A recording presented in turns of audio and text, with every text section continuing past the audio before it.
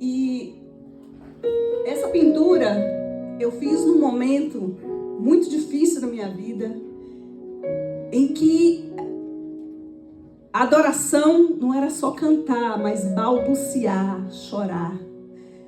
Porque não era só cantar, visto que o cara colocou o violão do lado e ele se prostrou. Porque a adoração não é só louvar, é se render, é dizer: Senhor, sem ti eu não sou nada, eu não posso nada, eu não vou a lugar nenhum. É se render. O pastor Jorge disse, é ter intimidade, entre outras coisas. O pastor Júnior falou também sobre a rendição, a submissão, o reconhecimento. Dizer palavras de reconhecimento. Senhor, sem ti eu nada sou. Então, como eu disse, aqui diz: adoração é um escudo em tempo de caos e um remanso em tempo de paz. Quando adorar a Deus? Quando devemos adorar a Deus? Quando devemos adorar a Deus? Sempre. Em todo o tempo. Mas a adoração não é só louvor, não é só rendição. Mas a adoração pode ser uma arma, uma bússola, uma defesa, uma entrega, uma submissão, um esconderijo, um descanso, um sinal de intimidade com Deus, um sinal de gratidão. Muito mais se recebe quando se adora. Quando se adora, nós criamos em volta de nós uma redoma de proteção, de amor, de cuidado e uma cobertura especial. Quando devemos adorar a Deus? Isso aqui foi o que eu disse.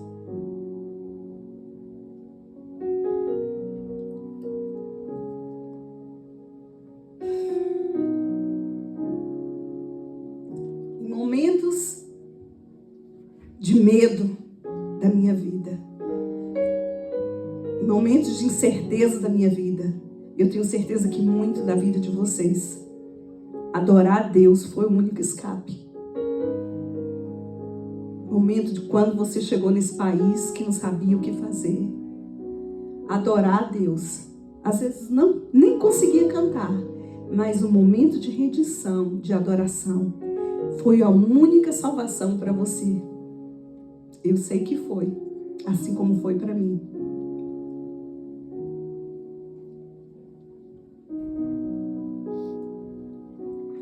Quando temos um trabalho a fazer, ou uma missão que está além de nossa capacidade, é o momento de adorar a Deus. E meu primeiro personagem bíblico está no livro de Gênesis, capítulo 24. Eu não sei se vocês vão querer fazer essa corrida comigo, mas se quiserem anotar, está em Gênesis 24, versículo 26 a 27. Esse personagem, ele recebeu uma missão. Quantos de nós já não recebemos uma missão que fala: como é que eu vou fazer isso? Às vezes seu chefe te põe para fazer alguma coisa no trabalho que você fala: meu Deus do céu, não sabe nem por onde começar.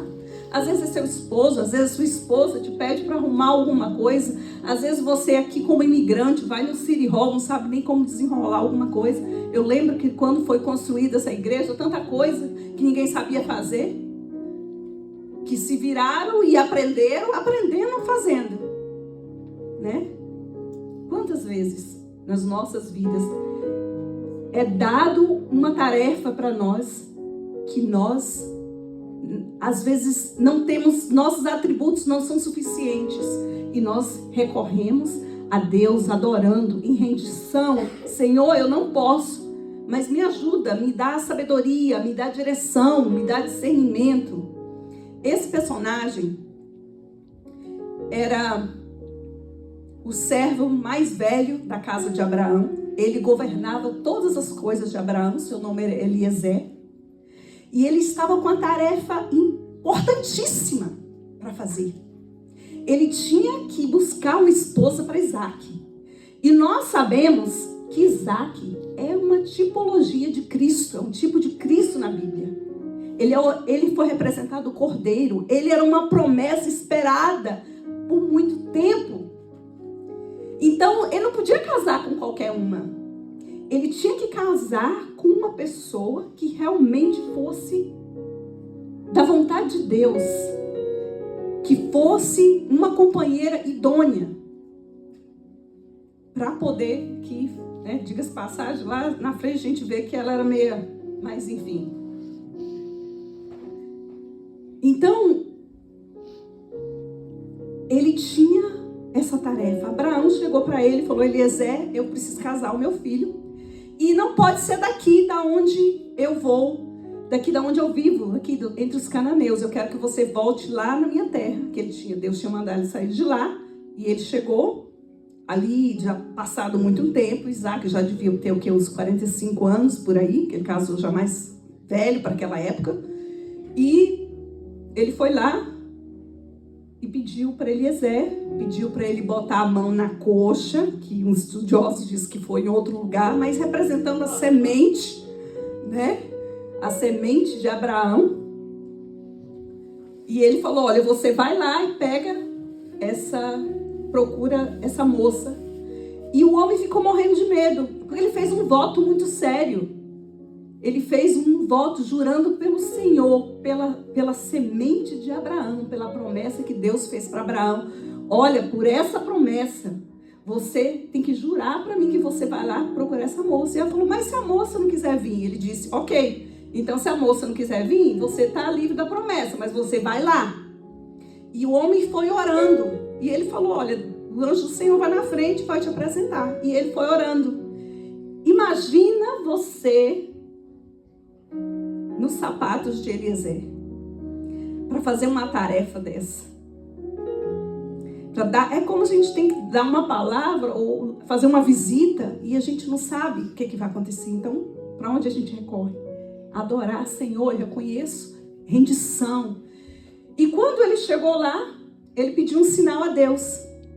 E nesse sinal, deu tudo certo. Sabe aquele que você pede um sinal para Deus e pum, pum, pum, pum, pum, tudo acontece? Então o que ele fez? Adorou novamente. E aqui tem a canção, um pedaço da canção que Eliezer cantou. Adorou as palavras ou em oração que ele cantou, que está no 24, e aí ele fala para Deus essas coisas. Em rendição, bendito.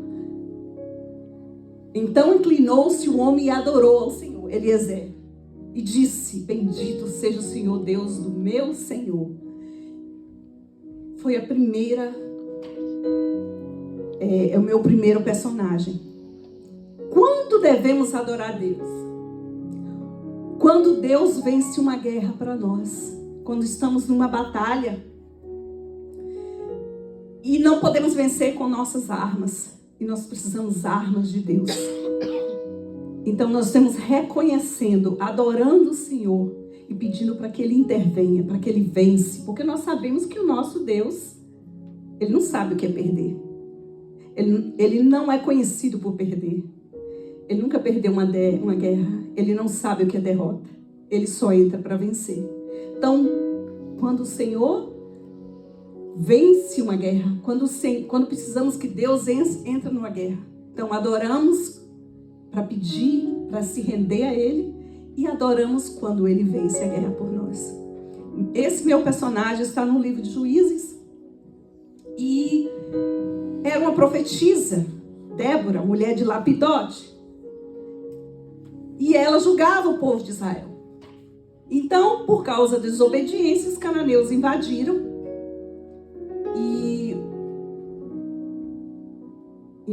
Jerusalém. Então o Senhor deu uma palavra, falou: vai lá e busca Baraque.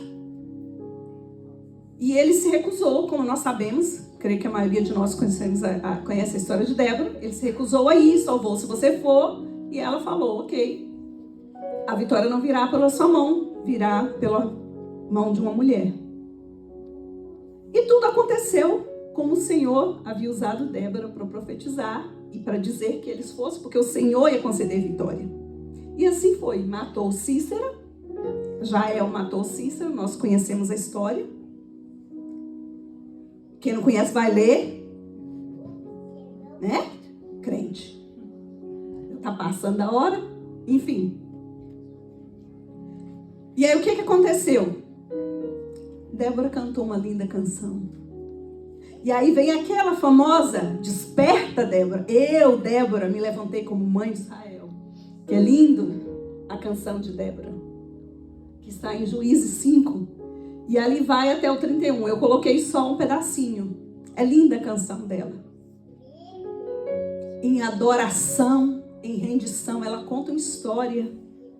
Falando sobre a vitória de Deus para eles. Porque onde eles não poderiam vencer, o Senhor venceu por eles, assim como vence por nós hoje. Amém? Quando devemos adorar Deus? Quando já não mais suportamos ser humilhados. Quando nos tratam com desprezo. Quando nos tratam achando que são melhores que nós. Porque somos imigrantes, porque somos mulheres, porque somos velhos, porque somos muito jovens, porque somos magros, porque somos gordos, porque não falamos inglês, porque não temos dinheiro, porque às vezes, não sei se algum de vocês já passou, espero que não, é constrangedor de você ir no supermercado e ter que pagar uma coisa e ficar contando e falar, meu Deus, tomara que bata, passa cartão, passa cartão, passa cartão. E a gente passa uma vergonha quando você tem que voltar alguma coisa, eu não sei se eu já passei. Ou quando você vai, a gasolina, não tem dinheiro para botar gasolina, tem que chegar em casa. Quantas vezes, e a gente se sente mal, homem principalmente, homem quando falta dinheiro, parece que falta dignidade deles. Eles se sentem assim, pequenos. Mulher, está acostumada, tipo assim, dá para ir, mas homem é uma questão de honra, eu sei disso. Eu sou uma casa cheia de homens, eu só tenho 3 filhos homens, tenho um monte de tio homem e assim vai. E eu sei que é assim. Então, quando estamos humilhados, meu outro personagem está no primeiro livro de Samuel, e uma mulher que todos nós, creio eu, conhecemos a história, que é Ana, e ela estava sendo humilhada porque naquele então, a mulher que não tinha filho era menosprezada, não servia de nada. Filho para a mulher era uma questão de honra, de riqueza, de beleza. Quanto mais filho, mais poderosa, mais empoderada. Ela tinha um pequeno exército. Ela tinha quem ia guardar, quem ia cuidar dela. E Ana não podia ter filho, enquanto a segunda mulher do seu marido tinha uma porrada. Mas, eu já falei isso aqui antes, milagre é a sincronia entre a necessidade do homem e a misericórdia de Deus. Então, Deus precisava de um profeta e Ana precisava de um filho, então casou, deu certinho. E aí, nós sabemos a história dela, que ela se prostrou e adorou chorando, baboseando, que nem o profeta entendia o que ela falava, porque ela estava em desespero de tanta humilhação, de tanta pequenez. Quantos de nós esperamos por um milagre que vai mudar a nossa vida? Um milagre sonhado. É os nossos papéis. É a oportunidade de estudar. É a oportunidade de ver um pai, uma mãe que está velhinho. Eu perdi a minha mãe, eu estava aqui. Quantos de nós já perdemos um ente querido? Né, pastor? E não podemos ir lá. Isso é uma impotência, isso é humilhação. E às vezes a gente chora, quando a gente tenta de não lembrar. Porque quando a gente lembra, dá um desespero, dá uma impotência, porque não depende de nós. Se a gente pudesse fazer alguma coisa. Tem gente que entra tão em desespero que casa e paga e passa um monte de problema e vive uma mentira. E tem gente que divorcia do esposo que ama, casa com outra pessoa, aí depois volta a casar de novo e aquela confusão. Por quê? Por desespero, porque não aguenta mais. E tantas outras coisas. Tem gente que rouba para poder sustentar a sua família. Tem gente que mente para poder cobrir alguém que ama. Tudo isso é desespero. E Ana estava desesperada. Mas Deus viu a necessidade dela. Ela precisava de um filho e Deus precisava de um profeta. Então Ana recebeu. E eu quero honrar aqui a memória da minha mãe. Porque essa canção de Ana é a coisa que eu mais lembro saindo dos lábios dela. Quando Deus mudou a sorte dela. E diz, quem é como o Senhor nosso Deus? Que do pó que o pobre e do monturo levanta o necessitado e faz assentar com os príncipes do seu povo. Vocês aqui na igreja já ouviram falar muito isso nas minhas orações. E assim é o nosso Deus. E é linda, enorme a oração dela. Inclusive está no Salmo 113. Que eu não sei se foi Davi ou quem escreveu, que é inspirado na canção de Ana. Muito lindo isso aqui. Se vocês não conhecem, leia essa canção, é maravilhosa. Para você que num dia que não tem força para orar, e você pega isso aqui e lê como oração. Eu desafio se o Senhor não vai te renovar, se você não vai sentir a presença, se você não vai trazer memórias.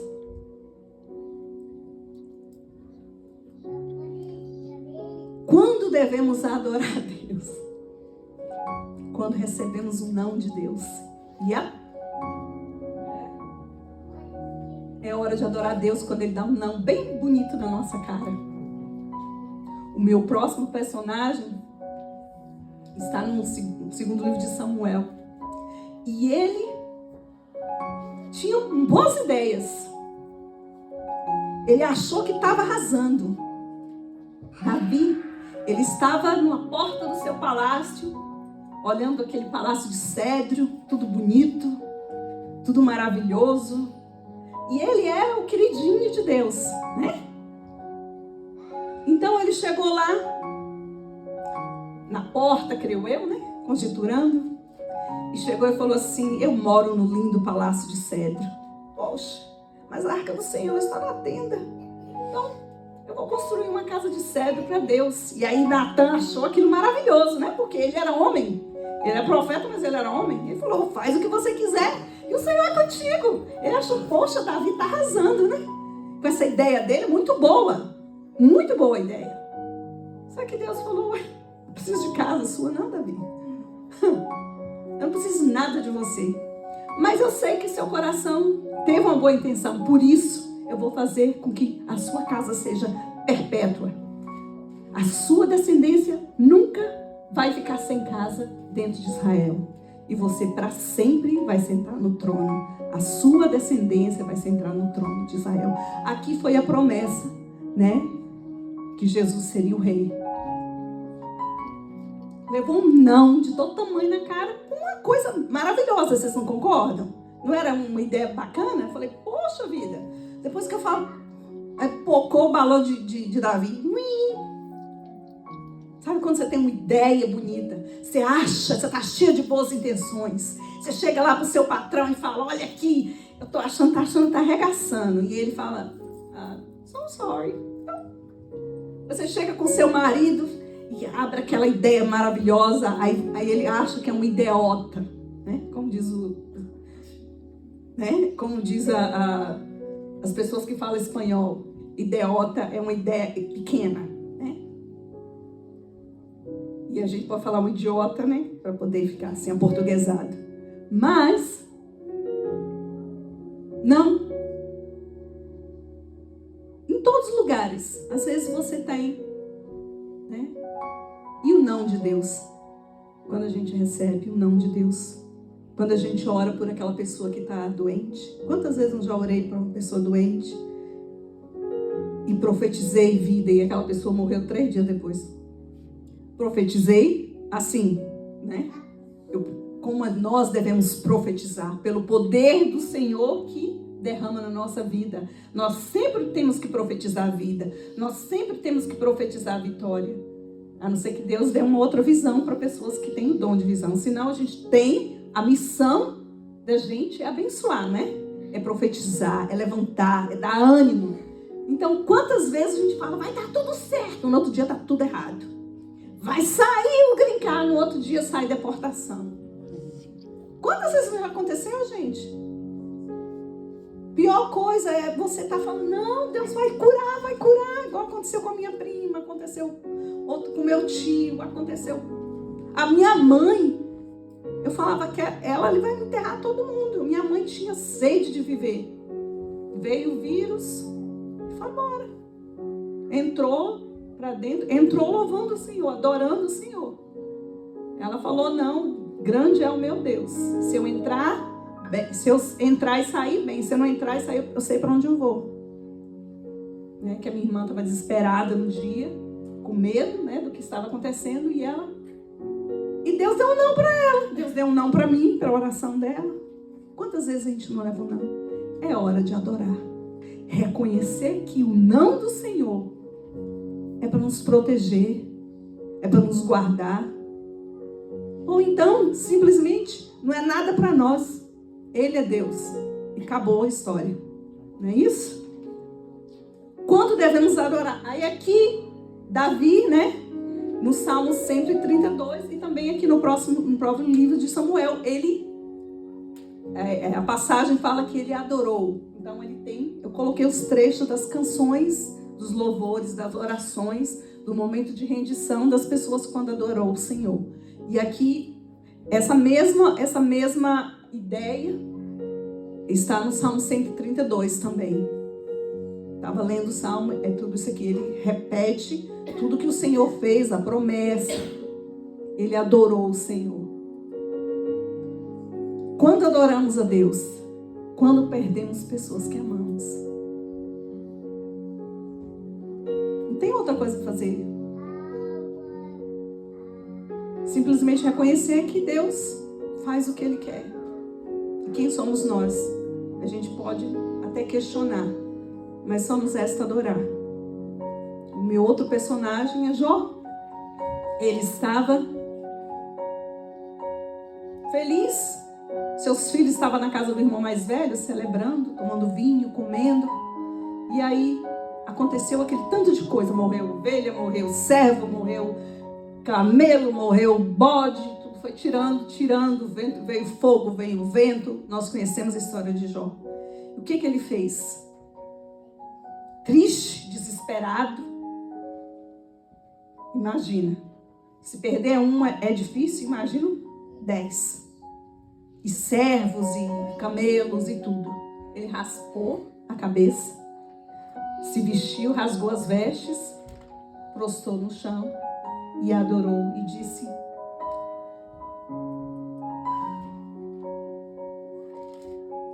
nu saí do ventre da minha mãe e nu tornarei para lá. O Senhor me deu e o Senhor tomou. Bendito seja o nome do Senhor. Quem não conhece isso?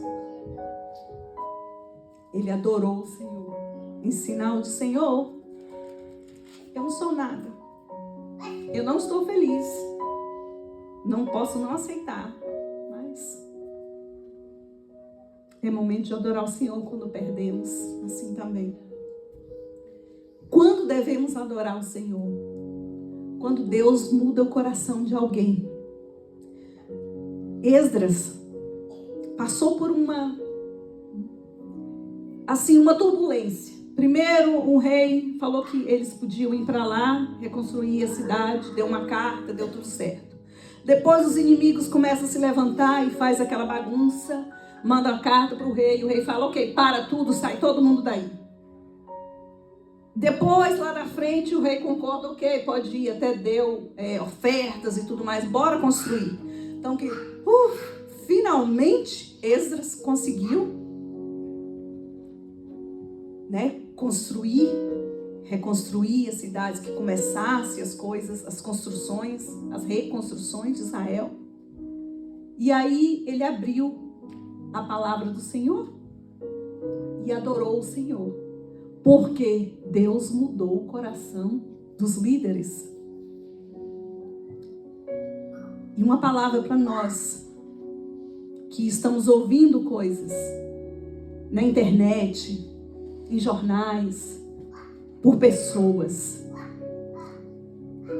Quando esse presidente ganhou da primeira vez, era bem assustador. E eu lembro que era o meu primeiro livro que eu ia publicar. E eu liguei para o pastor, era o pastor Fernando, liguei para o pastor Fernando chorando, igual uma cabrita de manhã, berrando.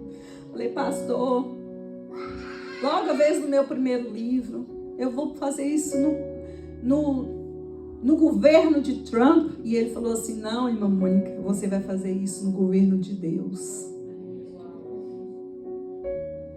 Não importa quem está lá em cima, Deus está acima deles, amém? Amém. Não importa o que fala, que vai destruir, vai fazer aquilo. Uns creem em carros, outros creem em cavalo, mas nós mencionamos o nome do nosso Deus, porque Ele está acima de todos. Ele muda o coração dos líderes, Ele muda as leis, e se Ele não mudar, Ele vai nos guardar. E se Ele nos guardar, nós não vamos voltar para o inferno, não. Nós vamos voltar para o nosso país. Alguma coisa vai acontecer. E se realmente, o que pior que pode acontecer com a gente? Morrer, não é? Nós estamos preparando a nossa vida aqui para a gente voltar para casa celestial. Se tudo der errado, vai dar certo para nós. Então a gente tem que confiar que o Senhor cuida da gente enquanto a gente está aqui. Quem trouxe, quem permitiu, olha, se o Senhor não quisesse que nós estivéssemos aqui, a gente não tinha entrado, nem que fosse uma mosca no ombro de alguém, no cai, ou whatever. Não tinha. Se Deus não quisesse que a gente estivesse aqui, nós não estaríamos. Nós não somos guardados, a gente não pede permissão, a gente não pede direção. A gente tem que confiar que Deus muda o coração dos líderes. Não é de hoje, é desde o tempo de Esdras. Estava tudo errado. Eles estavam presos na Babilônia. Eles ficaram lá por muitos anos. Primeiro o rei, poxa, aí o rei assinou uma carta, aí o outro mandou sair. Aí foi aquela confusão até que deu tudo certo. E aí ele prostrou, adorando. E com essa... Aqui tem um trecho, né? Mas ali tem a citação da onde está todo. Bendito seja o Senhor Deus dos nossos pais, que pôs no coração do rei este desejo de ornar a casa do Senhor que está em Jerusalém. Então o Senhor muda, não é desde hoje, o coração dos líderes, dos reis, dos governantes. Então nós devemos adorar o Senhor quando estamos com medo e depois que Ele muda e para Ele mudar.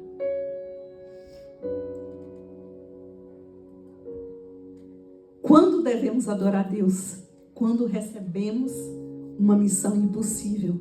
Eu disse lá atrás que era uma missão que estava fora dos nossos atributos, mas não era impossível. Aqui sim é impossível. Um anjo apareceu para uma jovem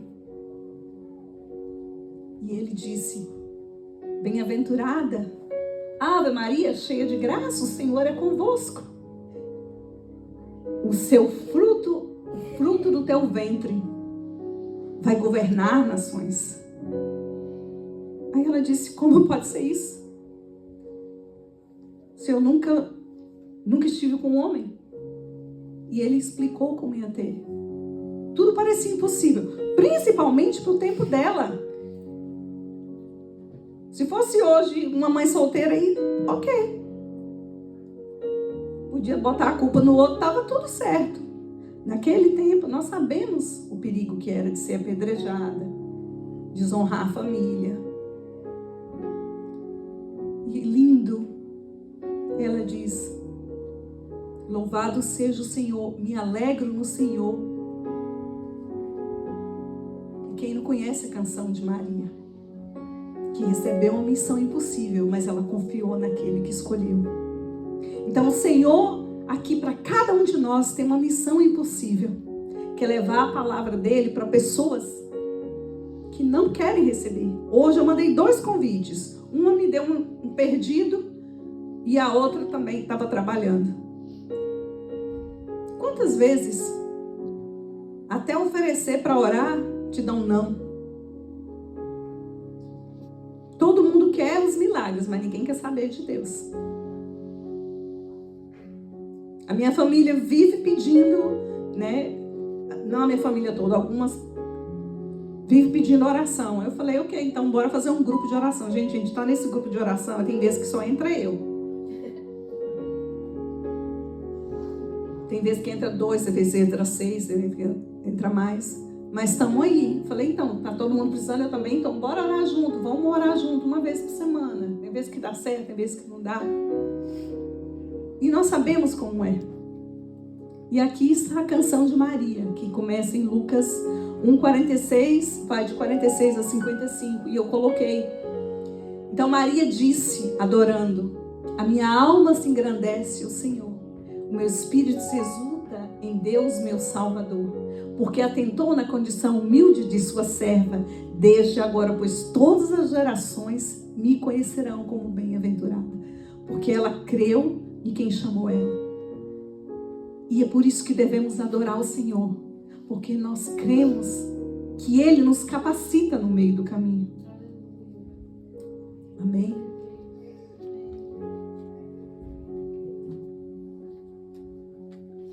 Quando se cumpre uma promessa na nossa vida, aí sim nós adoramos o Senhor.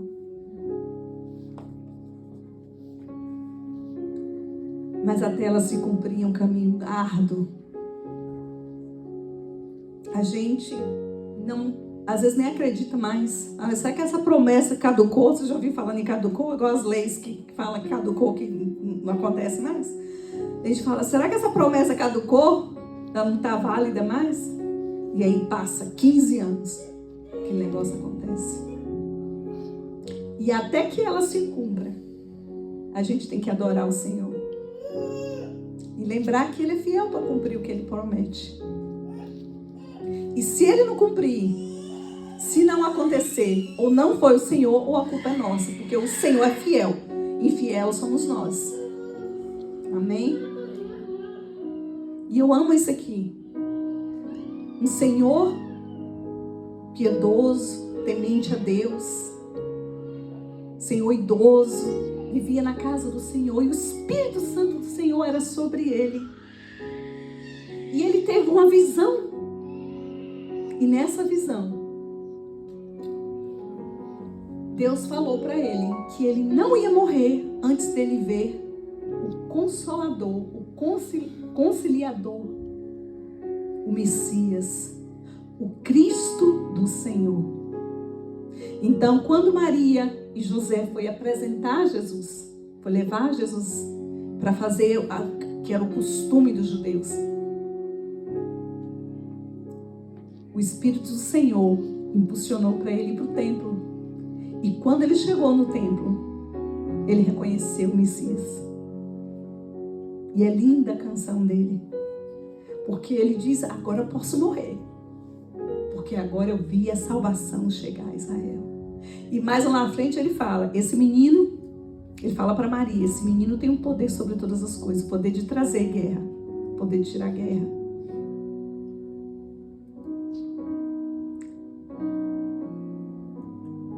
E aqui está a canção. Simeão o tomou em seus braços e levantou e disse, começa, aqui tem um trecho só. Agora, Senhor, despede em paz o teu servo, segundo a tua palavra. Pois os meus olhos já viram a tua salvação. É muito bonito.